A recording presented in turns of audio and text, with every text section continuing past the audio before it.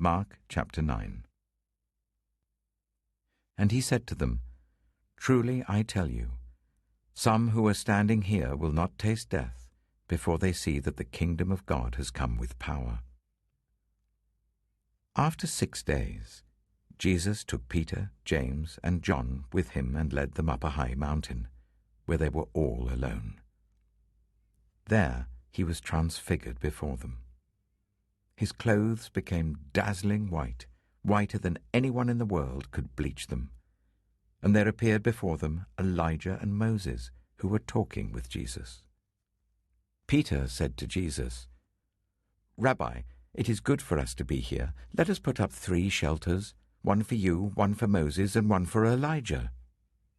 He didn't know what to say. They were so frightened. Then a cloud appeared and covered them, and a voice came from the cloud. This is my Son, whom I love. Listen to him. Suddenly, when they looked around, they no longer saw anyone with them except Jesus. As they were coming down the mountain, Jesus gave them orders not to tell anyone what they had seen until the Son of Man had risen from the dead. They kept the matter to themselves, discussing what rising from the dead meant. And they asked him, Why do the teachers of the law say that Elijah must come first? Jesus replied, To be sure, Elijah does come first and restores all things. Why then is it written that the Son of Man must suffer much and be rejected? But I tell you, Elijah has come, and they have done to him everything they wished, just as it is written about him. When they came to the other disciples, they saw a large crowd around them and the teachers of the law arguing with them. As soon as all the people saw Jesus, they were overwhelmed with wonder and ran to greet him. What are you arguing with them about? He asked.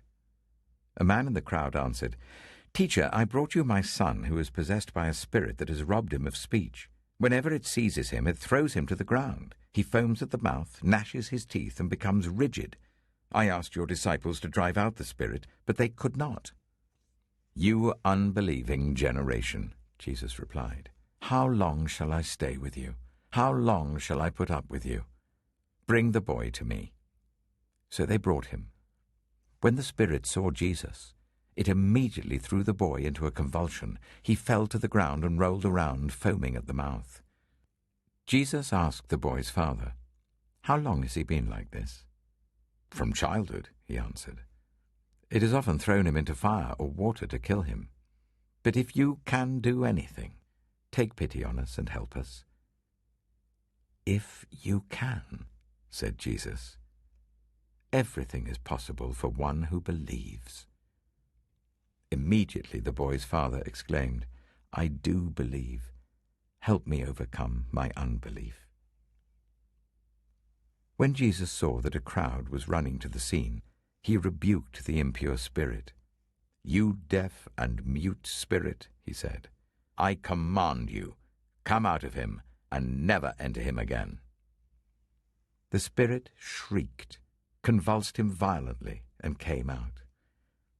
The boy looked so much like a corpse that many said, He's dead. But Jesus took him by the hand and lifted him to his feet, and he stood up.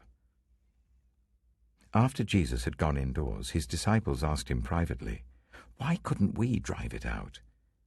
He replied, This kind can come out only by prayer. They left that place and passed through Galilee. Jesus did not want anyone to know where they were, because he was teaching his disciples. He said to them, The Son of Man is going to be delivered into the hands of men. They will kill him, and after 3 days he will rise. But they didn't understand what he meant, and were afraid to ask him about it. They came to Capernaum. When he was in the house, he asked them, What were you arguing about on the road?